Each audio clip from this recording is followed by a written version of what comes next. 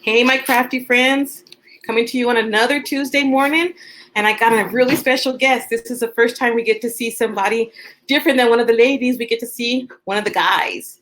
And today we have Josh from Sweet Red Poppy. He is Mr. Sweet Red Poppy. Let's give Josh a warm welcome. If you're looking already, if you're watching already, go ahead and give him some hearts, give him some thumbs up. We're so happy to have you here, Josh. Thanks for coming on. Thank you so much for the warm welcome. We're grateful to be here. Oh my goodness, it's just amazing. We were talking before we went on, and it's like we've known each other, me, you, and Cam, but we haven't. This is the first time we're actually meeting first, face to face, that we get to see each other. And yeah, it's funny how you can become virtual friends before you're real friends. Like you can become friends over social media before you meet in person. It's pretty cool. I like that too. That's cool. So Debbie's on. Hey Deb, how you doing, girl? Deb, I don't know if you've been following Sweet Red Poppy and Mr. Sweet Red Poppy, but here they are. So this is Mr. Sweet Red Poppy. This is Josh. He's Kim's husband. So tell us about that. What is it like to be Mr. Sweet Red Poppy? And how did you just name yourself that, or did Kim give you that name? How did that happen? I actually came up with that, so I'll take full credit for that. I thought it was kind of funny. There's a few blogger husbands out there in the world who have done sort of funny accounts or behind the scenes. And so originally the goal was Kim's she's very put together, right? She's very good on camera, great with lighting. She's very photogenic, but doesn't always show sort of the crafty mess behind the scenes. She's getting better at that. But I wanted to help move that process along. I mean, I can only vacuum glitter so many times before it's time to put that on camera. So it started out as a bit of a joke, and then she's really started to grow all of her platforms to the point where, I'm starting to take this a lot more serious and get more involved. So it's been a great ride. So because I remember one of the posts that you did, it was about hiding everything in the bathtub. Tell us about that. I almost want to pick up the laptop and just walk over there to show you. But so basically in our house, we have 2 levels, and the upstairs is this big crafting loft that you've probably seen with all her wallpaper and her dream box and all that. I love it. And there's 2 bedrooms up here. One is one of our kids, and then there's an office here for me. I actually work in software. I'm a software consultant, my day job.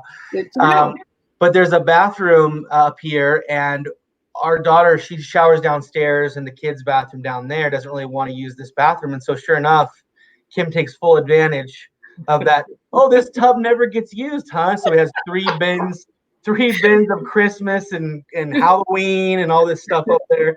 And it's kind of funny because there's a curtain, so it looks like it's nice. And so if you pull it back, though, you're like, oh, is this going to fall on me? So it's kind of funny to see.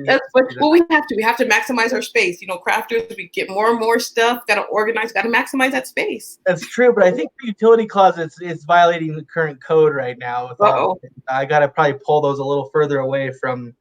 I'm always kind of trying to keep enough distance from all the important things that might start a fire with all the hazards of craft stuff. But no, I tease, but yeah, we do have a lot of stuff as crafters. And that's my garage. That's my garage right now. I tell people my house is actually a craft studio with living quarters, because there's crafting stuff in every room. So when you first started your account a few months ago as Mr. Sweet Red Poppy, did you think you'd have followers? I didn't think so. I didn't think that many would, but I think that the behind the scenes is kind of a funny thing. And I try to be funny. I try too hard to be funny. And sometimes I'm really funny, but usually I'm not that funny. So I think people have enjoyed sort of that lighter side of Kim. She does a lot of sponsored content and really serious tutorials, because she's trying to educate. That's what she wants to do. She wants to help crafters gain the confidence to sew and use their Cricut and do all these other crafty things. And so she tends to be more serious on camera, which is fine. I know that off camera, she's not always that serious. And so I'm trying to bring that aspect to life through Mr. Sweet Red Poppy, and also just highlight what it's like to be married to a blogger / YouTuber / content creator. So it's fun to kind of show that as well. So tell us about that then. What's your typical day like? So I do work in software consulting. So I'm usually on the road 1 week maybe 2 weeks a month out Mhm. with clients. But because of all the quarantine and things, I haven't traveled for several months. And so I work from home in a home office. But after I've done my 8 or 9 hours of my normal job, I'm constantly doing things for Sweet Red Poppy. So I probably do about 30 hours a week right now for Sweet Red Poppy, if you count the weekends and some of the evening things that I do. So I'm very much the admin side. So as she started to grow, I've always managed her email for the most part. So I Mhm. managed the email sort of negotiation of contracts with brands that want to, put a video up or some sort of blog Mhm. post. So I kind of negotiate costs with them and do the back and forth that just takes forever and is very exhausting. Kim is really good at creating. I mean, she has good ideas. She is truly the creative, and I'm definitely more of the admin. I have an accounting degree, Wow. so my background is spreadsheets and budgets, and so I like the email side. I also schedule a lot. I do a lot of her scheduling. So Mhm. full disclosure, we usually have a nanny that helps with our kids. That's how we're able to both work. We didn't used to have that luxury. It's really nice to have some extra help. So I schedule the part-time nanny. I schedule. Sometimes we'll have a cleaner come to help out. That's how Kim also Mhm. gets some extra time to work.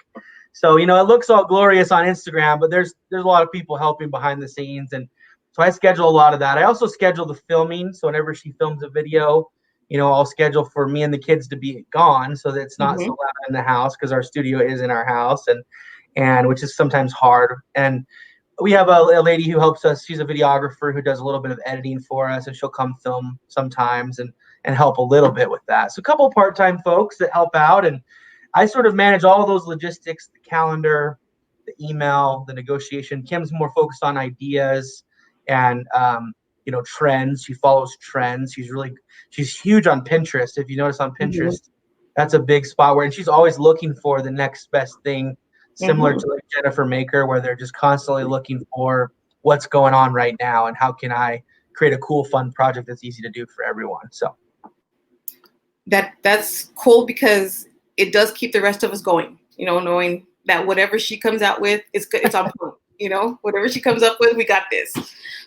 So, at what point, Josh, did you know that? Did you guys know that it was not going to be a hobby anymore? This is what you guys were going to do full time forever. yeah, great question. And in full transparency, it did start out as a hobby blog. We Mhm. had 3 kids in 3 years, and so Kim was very much, first of all, a champion for doing that in the first Yeah. place. That wasn't exactly planned either, so just put that out there. But we love them very much. But they were a ton of Mhm. work, especially when they were little. Now they're 6.5, 5.5, and almost 4, and so they're They're more little. manageable now than they were the last 3 years. But in 2017, so about 3 years ago, that's when she decided to finally launch her blog, and she started blogging, and she started working with very small brands, reaching out to them and saying, hey, and she started getting into photography, self-taught Mhm. photographer. She's never really done, she's taken a few courses but never done anything professionally. Finally got herself a nice camera, which is a big, huge first step. She's always been really good with lighting, but 2017 was that exploratory year. And then 2018 she started to reach out to other bloggers and understand. She realized she ran a campaign. I should mention this.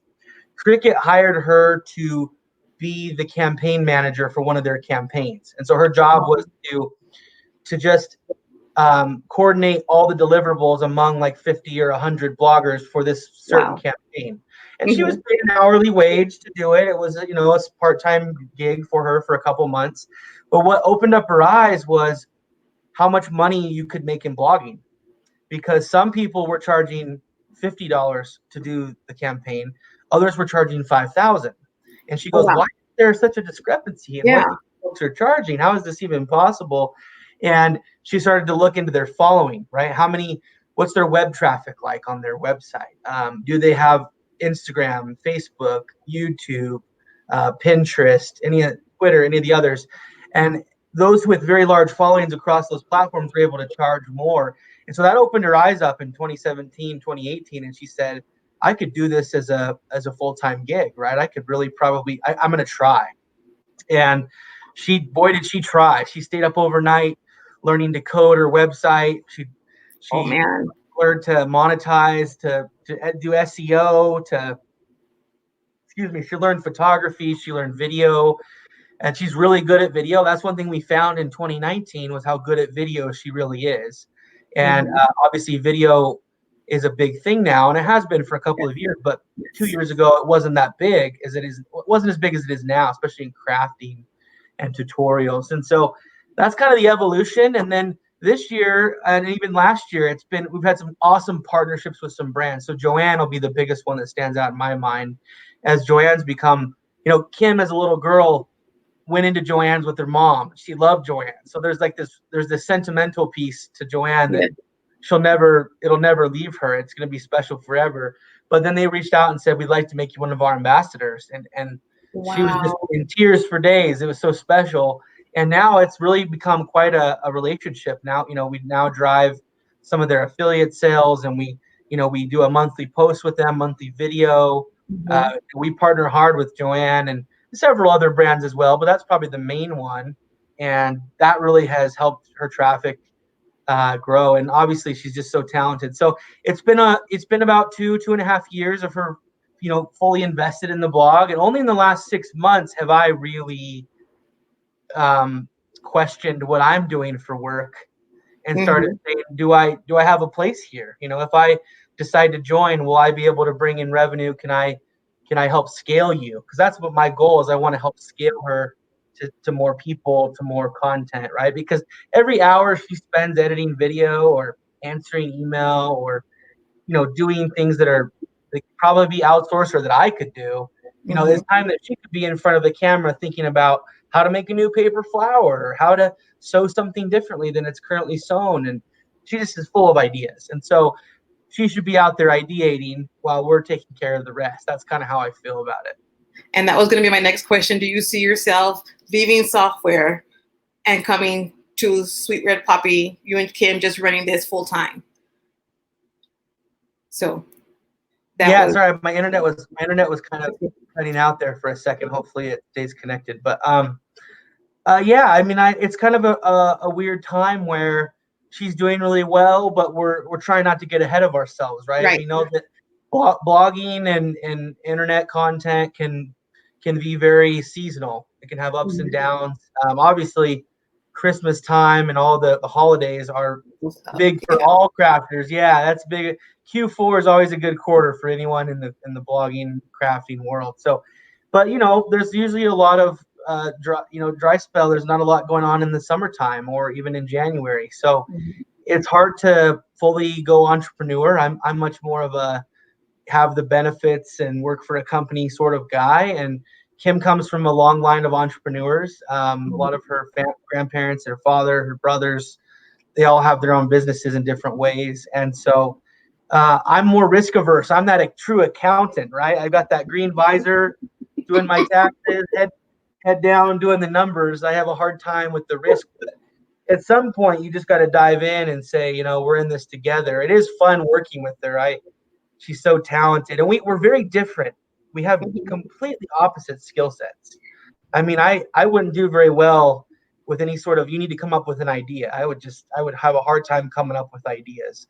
Mhm. Um, but I can definitely take care of all the logistics around an idea, right? I can help manage it from Yeah. the beginning to the end and see it through. And so we really kind of bounce off each other with our skill sets. And so and that's good, right? Because I don't want to be like in front of the camera trying to be the sweet Mr. Sweet Red Poppy show, but at the same time, I don't expect her to do the taxes or her to negotiate with brands that want a video. So, we bring different skills to the table, and we're realizing that now. But yeah, ideally, we would do this full time. I hope by Christmas that we'll be doing this full time. That's my goal. We'll see if it plays out. That would be amazing. We have a couple of comments here. Kim saying that you're the real MVP. that she Is she says, trolling me from the other room? I bet she is. We should bring her on in a minute. and then Debbie says that you made her tired. You were talking about the kids, how they're all one year after the other and everything. Debbie goes, he just made me real tired. Yeah, I'll be honest. I was a super hands-on, and I still am a super hands-on dad. So we would work in shifts. So I would take the babies up until 2 in the morning, Oh wow. and then I would hand it off to to Kim at 2, and she'd take them from then. So she'd get at least 5 consecutive. She'd sleep 9 to 2, and then I'd Mhm. sleep 2 to 7. That was kind of how we handled the newborns. And for better or for worse, it worked for us. We weren't very good at sleeping through the night, knowing that we had a under 4 month old. So once they get a little older, they're a little easier. But yeah, now we have our baby is about to turn in 1 week. Our baby will turn 4. And Aw. we are in full denial. It is hard to imagine her being our baby. Like, it's just, she's always been treated like the baby. She kind of acts like that too. But it's hard to hear the 4th birthday coming from our youngest. But it's good for Kim. It's allowed her to grow her career. And one thing I've always been a huge champion of is women in their careers. The software industry is very good at equality. They try their best Mhm. to have equality in leadership. And so I've learned from great leaders, to make sure that everyone has the same chance as much as possible. And so people ask me, would you be a stay-at-home dad if your wife made it big? I would say, absolutely. If that was the dynamic, and she was the provider and I was the caretaker, like, I would do that. And I think there's a lot of men in our world who wouldn't even consider it. And I'm not trying to say I'm better than them, but just that we have to find a balance that champions both of us. I think that's pretty important. Yes, super important. And that's similar to my husband and I. He, for the longest time, we worked together at my preschool. He was my assistant director. He was my bus driver, my cook. And he was okay with it. He wasn't like, well, he was okay with it. But it takes that give and take also, which is really important. Totally. Lena says she's applauding both of you. Oh, thank you. And Laura says there's so much to learn. And then Joanna says that's dedication. Thanks for sticking to it, both of you guys. Really appreciate that. So I have one more thing, because when I've been following you since you started your Instagram account. And one of the things I love, yes, you are funny. You are hilarious, Josh. I mean, there's some funny stuff coming off of there. But one of my favorite things is your music. He chooses the best music, guys, to go with his stories. Yeah. And I'm a music person. Yeah, bring Kim on. I'm bringing her in for this one because she always gives me a hard time about how I always tell her you need to put music in your stories. Every time I put an Instagram story up, he's like, "It wasn't very good. You didn't even add any music." He's always telling me how to do it better. I do love the music because songs are so they trigger the mind in a different way than anything else can. It brings back a high school memory, like a dance or a certain location that you heard the song for the first time, or just like a certain smell can bring back a memory. And so if you put a cool picture or a cool video with the right music, it can be amazing for so many folks. And I spend significant time searching the perfect song to match up to the story. I definitely waste too much time doing that. But I'm influencing her because once in a while she'll put a song to something, and I'm like, look at that, she did it. I tease, but I try to joke with her about her stories that she should add a little more in, and sometimes she lets me do it. But anyway, it's kind of a fun dynamic, kind of a joke between us. So are you guys both in? I mean, I know putting the music into the story is one thing, but like at home, are you guys both into music, like music playing all the time, or not really? We have very different tastes in music. Okay. Like, I love musicals, so anything that's been on Broadway, I love to play. And Josh? I have a wide range. I'm more of like a 70s, 80s rock, like the Styx, Boston, But then you might catch him listening to Enya. So like you really and then I was a big rap fan in high school, so I like pop. I shouldn't say rap, more of like hip hop. Yeah, hip hop's my jam. So I thought I was a little bit gangster in high school, and I wasn't. So I follow. There's a lot of genres of music that I enjoy. I used to make fun of Michael Bublé. That's one of her favorites. Bublé. I like Michael Bublé. I like to call him Bubble. I do like Frank. So we're coming up on 10 years in August. And so, when I first married her, I would have never listened to Michael Bublé or Frank Sinatra or any of that. And now I'm like, I went to see Les Miserables, and I've gone to Wicked and all these cool plays. I've gone to Broadway shows, and I like some of the songs now. So she's definitely had a positive cultural influence on me, whereas I've showed her rap songs from the the 2000s that aren't that. Close your ears, kids. Don't listen to the lyrics. Right, right. Everyone's when I'm listening to because I like R&B, hip hop, the 90s stuff mostly. So I'm like, ooh, I have to tell my husband, turn it down. Here comes that word. Like, uh-oh. Yeah. So what would be your guys' advice to anybody, any husband, any guy who's gonna support a woman going into especially in crafting, but any other blogging area? Making it up. That's a great question. And I think there's a lot of different answers, but I would say that empathy or sympathy for the other, understanding what that person's passionate about and having that desire to understand them, that sort of put themselves in their shoes and say, why do you like to craft? Because when I was first married to Kim, I was guilty of being a little undermining of crafting. I kind of thought I was a sports guy, and I still am a sports guy, but I didn't understand all this time in front of a machine or using your hands, and I didn't understand mental health, to be honest. And we actually had a lot of mental health problems in my family that were just sort of unaddressed or undiagnosed. And crafting is an amazing outlet to cope with how hard life can be. And people are passionate about crafting for a lot of different reasons, but you do hear the topic of mental health come up a lot in crafting. A lot. And so I think the men out there could probably open up their eyes a little bit to what mental health is. They could be a little more empathetic to hobbies that are outside of maybe sports or whatever they might like to do. And also I would say to recognize it as a skill. One thing that we've noticed with this face mask trend is that people are saying, why would you ever charge for a face mask? Just donate. And it's like, sewing is a skill and crafting is a skill. And there's a market value for those skills. And I'm not saying you go out and charge millions of dollars for things, but I'm also saying you don't give away your skills for free. And I don't like seeing skills being undervalued. If there's one thing I've learned in accounting and finance is that everyone has a value and you should go and get that value. And so anyone who's a crafter should say, I have value. My skills are valuable. Yeah. I'm going to charge for this. I'm going to be confident that I've provided a service or I've provided a product.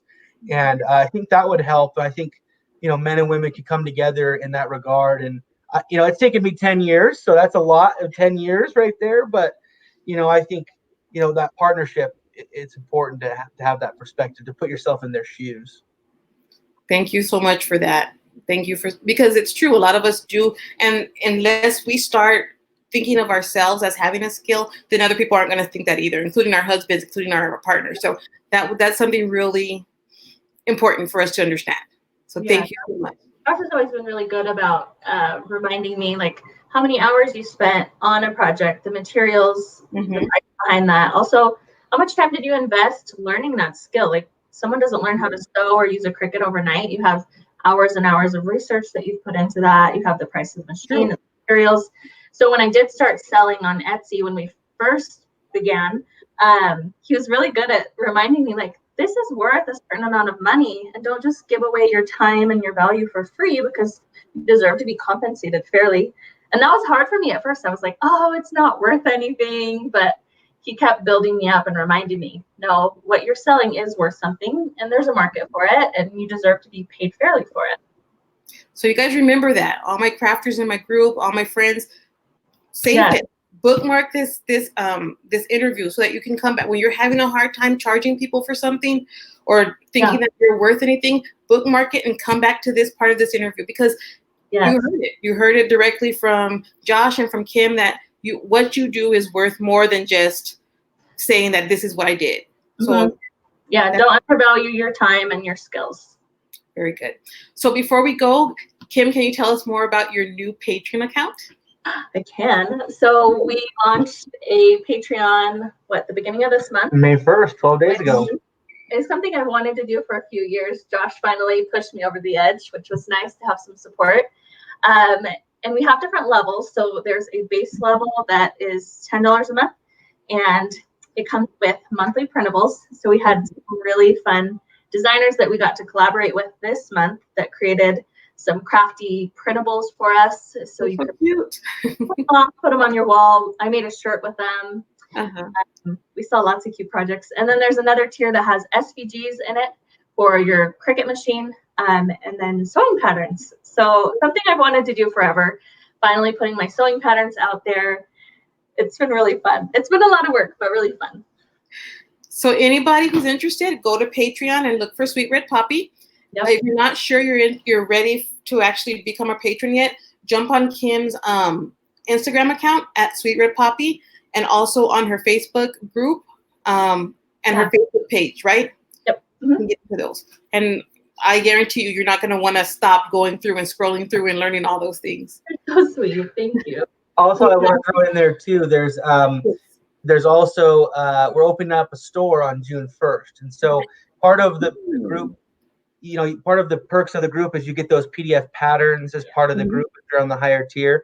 But we're also going to sell those PDF patterns in a Sweet Red Poppy shop starting June 1st. So if you individually, so if you don't want to be a patron, you want to just get sewing patterns, you can go get a sewing pattern for $7 or $9 or whatever it might be, and get the download immediately to do that. So she'll be releasing a pattern every other month. She started off with her leggings pattern right now that the people currently have access to. And then we've got a couple other surprises that are in the works for July and August and other months. Mommy and Me sewing pattern. Mommy and Me is coming out. I almost know what it was, so I'm glad. Shh, Josh, be quiet. So Yes, I can't wait. I'm excited. I can't wait. Well, thanks again, Kim and Josh, for being with us. Everybody, go give them a follow, give them a thumbs up, give them a heart, and let them know how much we appreciate them. I saw some comments here, and I'm sure you saw them too, Kim. A lot of people appreciate you guys. A lot of people, they like your relationship so much. Somebody says, I love their relationship so much. So thank you for doing that and being there for all of us. Well, we appreciate you and how supportive you are of the crafting community. You just bring a smile to our face every day. Yeah, I've never met anybody that's more of a champion of others. And so I just have to say, kudos to you for understanding that it's not about competition. It's about friendship. It's about an abundance mentality, not a scarcity mindset. It's about everyone. There's something for everyone out there. Yes. And your success doesn't take away from mine. And I've never seen anyone else champion others so much besides you. So I look forward to coming down to Texas and having some Tex-Mex and some barbecue with you. Come on. All right. Well, you guys have a good afternoon. My friends, I'll see you soon. And we're out of here. Okay. Thanks so much.